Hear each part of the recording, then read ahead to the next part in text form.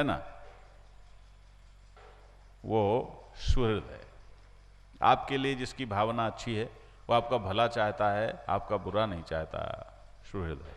यह सुहृद ही है ना। मित्र, मित्र माने शुभचिंतक, आपका भला हो जाए, शुभ शुभ हो, शुभचिंतक। और वैरी, अरि, अरि अरि अरि माने वैरी, कि वैरी माने जो आपका विनाश चाहता है, आपको नष्ट कर देना चाहता है ना। ये सब खेल है संसार का, याद रखो। और उदासीन, उदासीन माने जिसका आपसे कुछ लेना देना नहीं, कोई मतलब नहीं। आप मरो चाहे जियो, चाहे उठो चाहे गिरो, चाहे आओ चाहे जाओ, चाहे कुछ भी करो, अच्छे हो बुरे हो, आपसे कोई लेना देना नहीं है। और मध्यस्थ, मध्यस्थ माने जो बीच में है।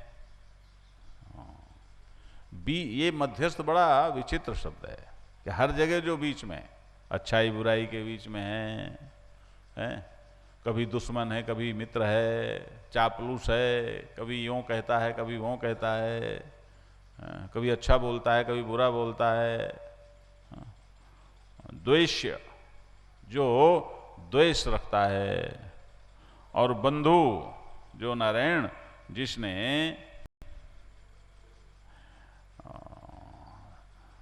बंधु माने जो आपसे बंधा हुआ है ना, बंधा हुआ है आपका, आपके हित से बंधा हुआ है, प्रेम से बंधा हुआ है, उसको बंधु बोलते हैं। बध्नाति बंधु। अच्छा, बधु भी इसी संस्कृत की दृष्टि से देखें तो बधु और बंधु दोनों एक जैसे ही हैं। तो बंधु माने जो आपके शुभ से, आपके मंगल से, आपकी अच्छाई से बंधा हुआ है, वो बंधु है। साधुषु, जो साधु है, सज्जन है। पापेषु अपि, और जो पापी है, पापी भी तो दुनिया में होंगे ना, पापी है। समबुद्धि विशिष्यते, इन सब में जिसकी बुद्धि एक जैसी है। ये पहले सुन चुके हो, ब्राह्मण विद्या विनय संपन्ने ब्राह्मणे गवि हस्तिनी सुनीचे विश्वपाके जा पंडिता समदर्शिना। विद्या विनय संपन्नो, जो नारायण विद्या और विनय से संपन्न ब्राह्मण है, चांडाल है, गाय है, हाथी है ना, कुत्ता है, उन सब में जो समदृष्टि रखे उसको पंडित पहले कहा है। यहाँ भी यही कहते हैं कि वो जो इन सब में समदृष्टि रखता है, एक दृष्टि वाला, कि वो वास्तव में योगी है। एक योगी युंजीत सततम आत्मानं रहस्य स्थितः एकाकी यत चित्तात्मा निराशीर परिग्रह। अब देखो ये लक्षण बता रहे हैं सब, अब आप अपने को देख लो कि आप हैं कि नहीं। अब तो महाराज परिभाषाएं बदल गई हैं, बदल गई हैं परिभाषाएं। योगी,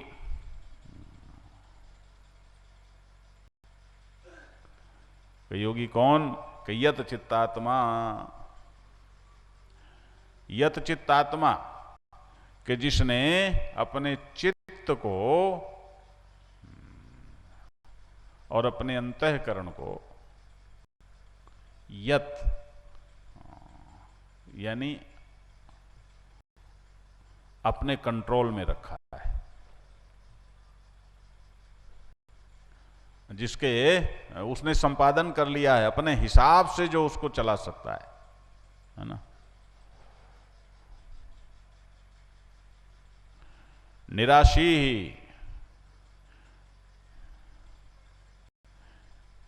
योगी युंजीत सततम आत्मानं रहस्य स्थितः एकाकी यत चित्तात्मा निराशीर अपरिग्रह। जो निराशी, आशा, आशाओं के जंजाल से जो मुक्त हो गया है, अपरिग्रह, जिसके अंदर संग्रह की प्रवृत्ति नहीं है, ऐसा जो योगी है, एकाकी रहस्य स्थितः। एकाकी, एकाकी माने अकेले, अकेले। ये नहीं कि 4 ठो नौकर लगा लिए, अगर देखो भाई हम ध्यान करने जा रहे हैं, जरा हम हमारी सेवा में रहना, ऐसे नहीं बोला। एकाकी। रहसी स्थिता, रहसी माने एकांत में, कि पहले एकाकी है अपने से, है ना, और फिर रहसी के एकांत में, वहां कोई दूसरा नहीं है। कैसे स्थित आत्मानम सततम युंजीत, वो अपने आप को सततम युंजीत। अब यहां पर ध्यान में की बात सी समझ में आती है। सततम कि वो सातत्य पूर्वक अपने आप को अपने स्वरूप में युंजीत माने जोड़ता है। और सततम युंजीत, सततम, पहले आप सुन चुके हो सततम, कि ये जो सारा जगत है कि इसका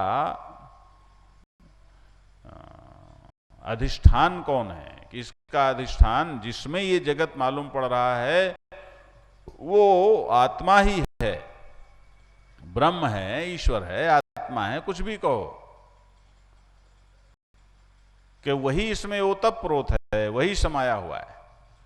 तो सततम माने इस प्रकार से होकर और फिर वो सबसे अपनी अद्वितीयता का अनुभव करते हुए और फिर अपने आप को इसमें लगावे, है ना।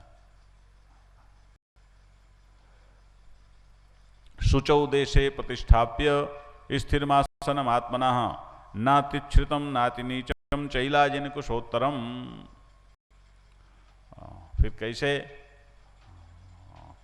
और कहते हैं, कैसे लगावे कि शुचौ देशे प्रतिष्ठाप्य।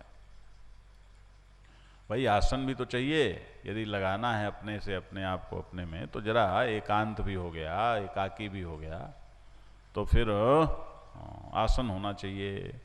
तो कहते हैं शुचौ देशे, कि ऐसे जगह जो पवित्र हो, ऐसे नहीं कहीं भी बैठ गए आसन लगा के, कि जगह भी जरा अनुकूल होनी चाहिए ना। जैसे देखो गंगा किनारे बैठते हो, ध्यान लगने में आसानी होती है। अब गंगा किनारे भी बैठना है तो जैसे हर की पौड़ी में जब बहुत सारी भीड़ हो उस समय वहां बैठो तो थोड़ा बहुत तो विक्षेप होगा ना, कोई आके कहने लग जाएगा अरे हट, अरे बड़ा ढोंगी। ये सब ढोंगिए होते हैं जो भीड़ में बैठते हैं, ध्यान देना। या जब किसी पहाड़ में, कहीं एकांत में, कहीं हिमालय में, हिमालय जाओ महाराज, आप बद्रीनाथ वगैरह जाते हो तो कहीं भी बैठ जाओ तो ध्यान लगने में बड़ा सहयोग मिलता है, ध्यान में बहुत सहयोग मिलता है। शुचौ देशे, आपके घर में भी कोई स्थान पवित्र रखो। देखो हम आपको बताते हैं यह अपनी ओर से कि नारायण अपने घर में ध्यान के लिए एक स्थान नियत रखो, निश्चित रखो। बस यहीं पर ध्यान करेंगे और उस स्थान को पवित्र रखो। उस स्थान में कभी जूता चप्पल पहन के मत जाओ, बिना नहाए वहां मत जाओ, वहां कोई अपवित्र वस्तु मत जाने दो, है ना। ऐसे ढंग से उस स्थान को आविष्ट रखो।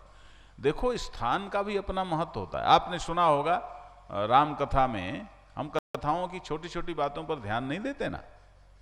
कैकेयी कोप भवन में चली गई तो इसका अर्थ क्या हुआ? इसका अर्थ यह हुआ कि पहले राजा के महल में गुस्सा घर अलग होता था। गुस्सा घर या कोप भवन एक ही चीज हुई ना। गुस्सा घर कह दो तो जरा ज्यादा समझ में आएगा, कोप भवन हिंदी में ना तो जरा कम समझ में आएगा। हाँ, गुस्सा घर।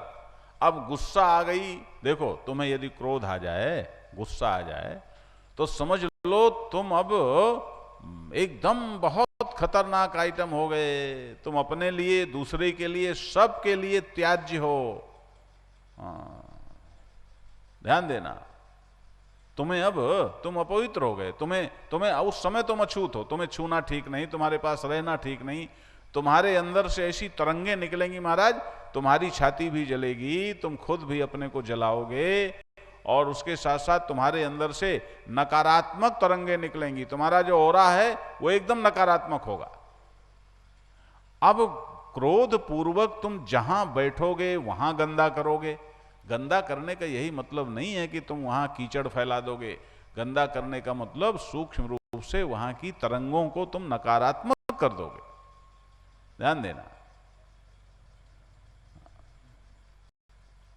तुम्हें क्रोध है, तुम्हें लोभ है, तुम्हारे अंदर नकारात्मकता है, तुम्हारे अंदर डिप्रेशन है, तो तुम नारायण तुम्हारे अंदर से ऐसी तरंगे निकलती हैं जो तरंगे नकारात्मक ही होती हैं। सावधान रहना चाहिए, है ना। इसलिए नारायण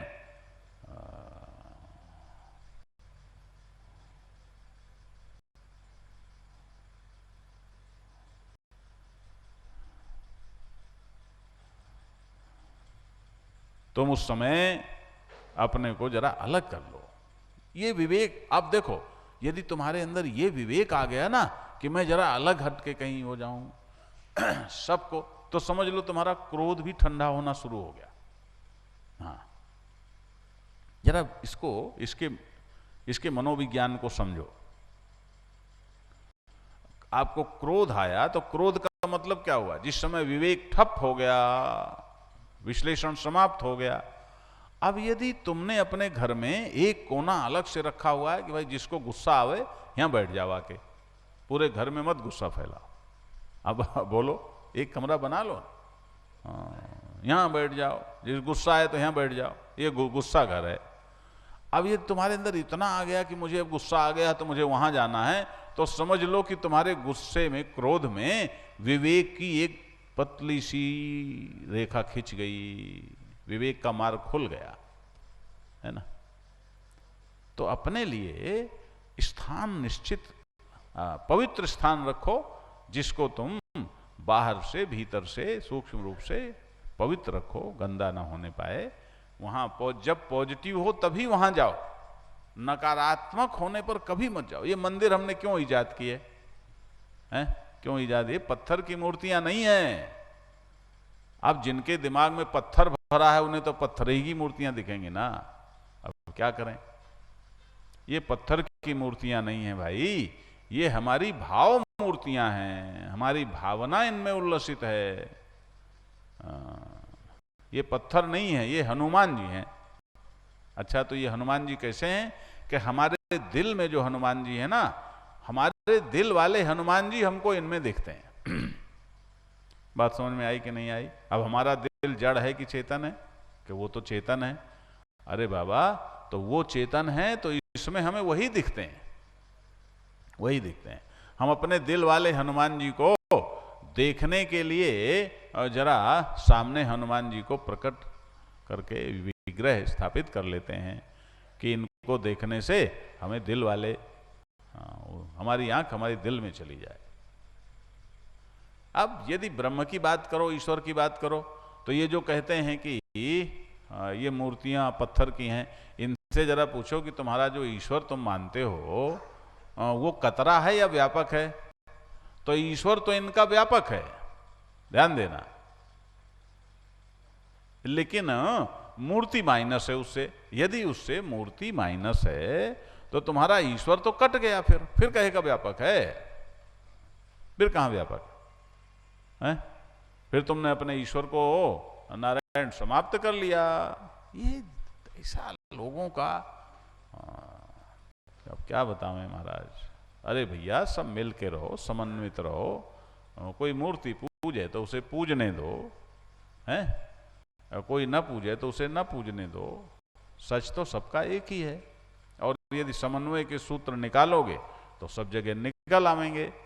पूरे विश्व में जितने भी मजहब संप्रदाय हैं, यदि उन सब के में गहराई से डुबकी लगावें तो फर्क ज्यादा से ज्यादा 2% का होगा, इससे ज्यादा नहीं होगा।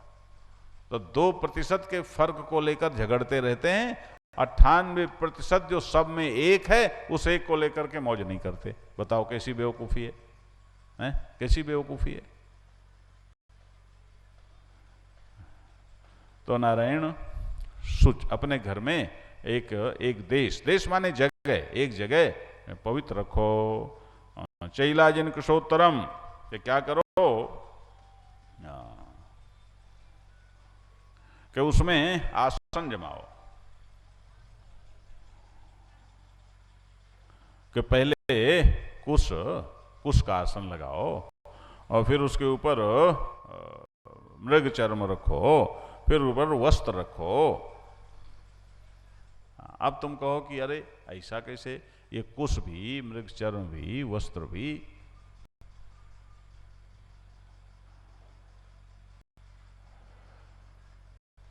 कि भाई ये कुश इसलिए कि वो हो जाए, सुचालकत्व तो समाप्त हो जाए, कि जब तुम ध्यान में बैठोगे, साधना में बैठोगे, तो तुम्हारे अंदर जो ऊर्जा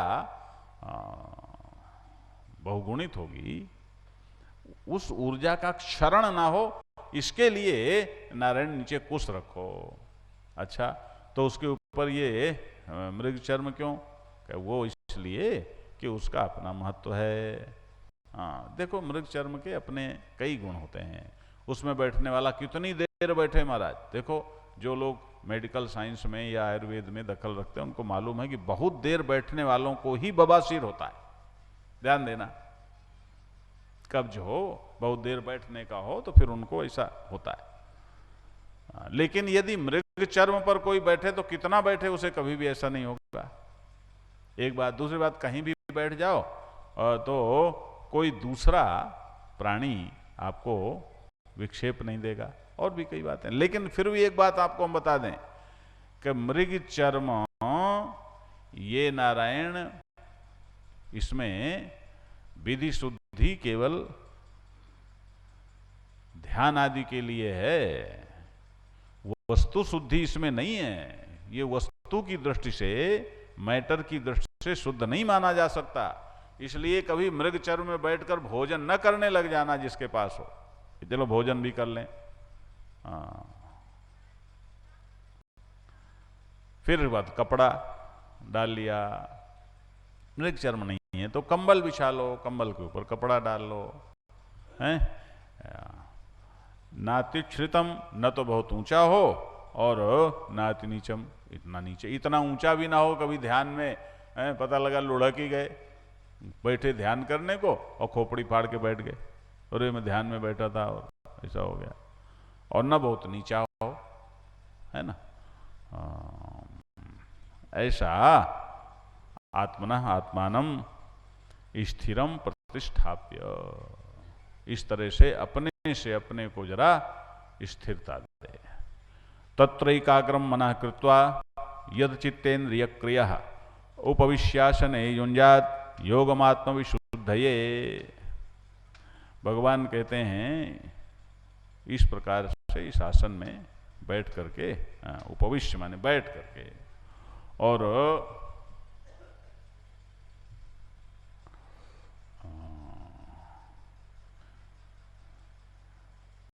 अपने मन को जरा यत चित्तेन्द्रिय क्रिया, नारायण अपना जो चित्त है, इंद्रियां हैं, क्रियाएं हैं, उन सबको यत जरा टिका ले, उन सबको एक तानता दे दे। वो सब की सब एक लाइन में हो जाएं, एक साथ हो जाएं। क्योंकि देखो जैसे विद्यालय में या कहीं कोई ड्रिल होती है, कुछ होता है, तो पंक्ति सीधी रखने को कहते हैं। ये संघ वाले तो उसको सम्यक बोलते हैं। सम्यक माने सीधी पंक्ति कर लो। तो महाराज आपके अंदर जब सीधी पंक्ति हो जाती है तो लगता है कि ये एक यूनिट है, पूरी पंक्ति एक यूनिट है।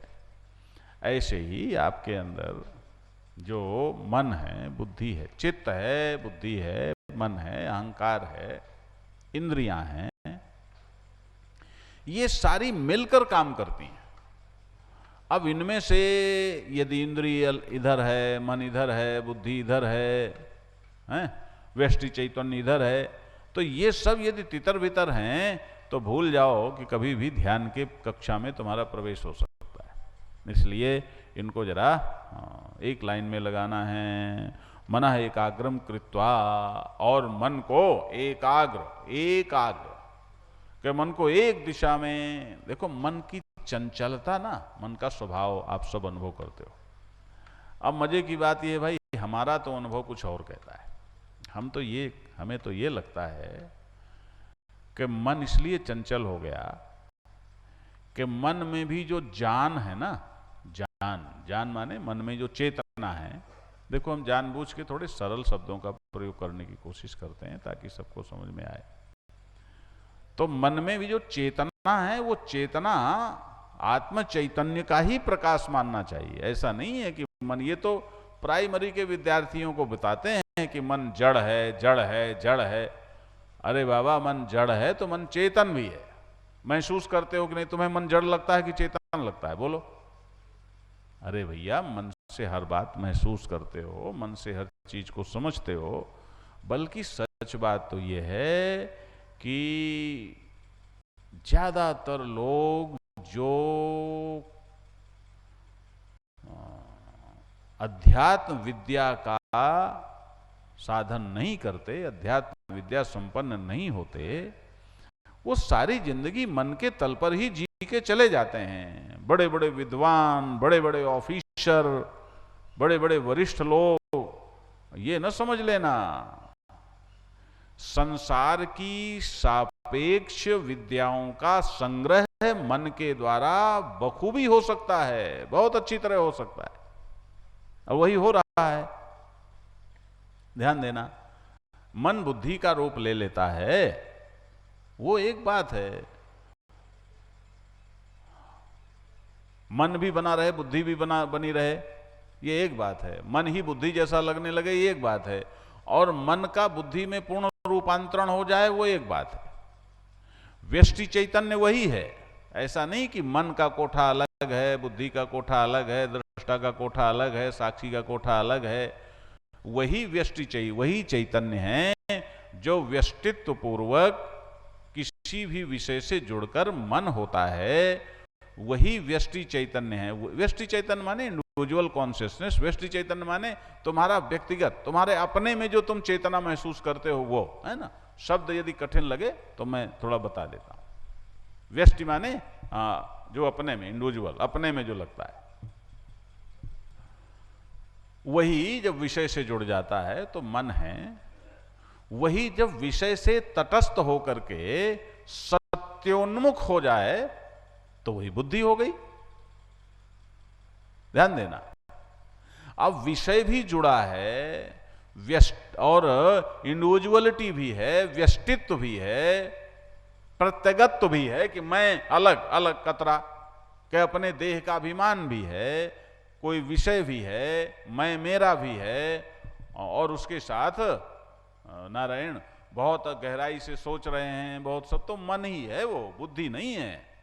ध्यान देना, किसी ऐसी विद्या का हम अध्ययन कर रहे हैं जो शरीर से जुड़ी हुई है, जो संसार से जुड़ी हुई है, जो हमारे अहंकार से जुड़ी हुई है, तो वो मन ही समझ लेना। तुम ये ना समझ लेना तुम बड़े बुद्धिमान हो गए। बुद्धि का लक्षण ही ये है कि बुद्धि संसार के सापेक्ष विषयों से तटस्थ होनी चाहिए। तुम्हारी व्यष्टि चेतना, तुम्हारी इंडिविजुअल कॉन्शियसनेस के बुद्धि में इंडिविजुअलिटी तो रहती है, लेकिन उसमें ऑब्जेक्ट नहीं रहना चाहिए। उसमें सकारात्मक सत्योन्मुखता। सत्योन्मुखता का मतलब क्या हुआ? उसका उन्मुख होना माने मुंह उधर कर लेना, कि बुद्धि का मुंह किधर हो गया? सत्य की तरफ। अब जरा तुम अपने से समझ लो, हम अपने से समझ लें कि जब हम सोचते हैं, जब विचार करते हैं, तो हमारे सोचने वाला जिसे हम अपनी बुद्धि ही समझ लें, हम बड़े बुद्धिमान हैं, तो जो हमारे सोचने का तंत्र है, सोचने वाली जो बुद्धि है, उसका मुंह किधर है? उसका मुंह यदि अहंकार की तरफ है, उसका मुंह यदि हमारे मान सम्मान की तरफ है, उसका मुंह यदि हमारे लाभ हानि की तरफ है, उसका मुंह यदि किसी भी ऐसी सापेक्ष नासी वस्तु की तरफ है, किसी भी विषय की तरफ है, तो तुम समझ लेना कि ये बुद्धि नहीं है, मन ही है, जिससे हम बुद्धि जैसा काम ले रहे हैं। वो मन ही है, मन ही है जो बुद्धि के रूप में काम करने लग गया। बात समझ आई कि नहीं आई? हाँ, वो भी बुद्धि नहीं हुई। उस बुद्धि से कभी भी सत्य का साक्षात्कार संभव नहीं है। इसलिए जिन्हें अपने मनुष्य होने को धन्य करना है, वो जरा मन से पार हों।